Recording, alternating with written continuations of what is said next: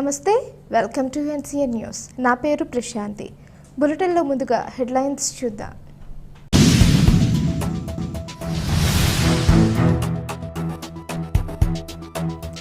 వెలగపూడి సచివాలయంలోని మొదటి బ్లాక్లో సీఎం నారా చంద్రబాబు నాయుడు అధ్యక్షతన కేబినెట్ భేటీ జరిగింది.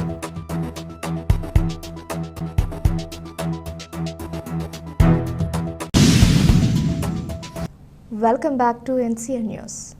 వెలగపూడి సచివాలయంలోని మొదటి బ్లాక్లో సీఎం నారా చంద్రబాబు నాయుడు అధ్యక్షతన కేబినెట్ భేటీ జరిగింది. ఆంధ్రప్రదేశ్ రాష్ట్ర ముఖ్యమంత్రిగా నారా చంద్రబాబు నాయుడు, డిప్యూటీ సీఎంగా పవన్ కళ్యాణ్లు చేసిన 5 సంతకాలకు కేబినెట్ మొత్తం ఆమోదం తెలిపింది. మెగా డిఎస్సీ నిర్వహణకు కేబినెట్ ఆమోదం, ల్యాండ్ టైటిలింగ్ యాక్ట్ రద్దు, అన్నా క్యాంటీన్ల పునరుద్ధరణ, పింఛన్ల పెంపు, స్కిల్ డెవలప్మెంట్కు ఏపీ కేబినెట్ ఆమోదం తెలిపింది. జూలై 1 నుంచి డిఎస్సీ ప్రక్రియ మొదలు కానుంది. డిసెంబర్ 10 లోపు 16,347 ఉపాధ్యాయ పోస్టులు భర్తీ చేయాలని మంత్రివర్గం నిర్ణయించింది.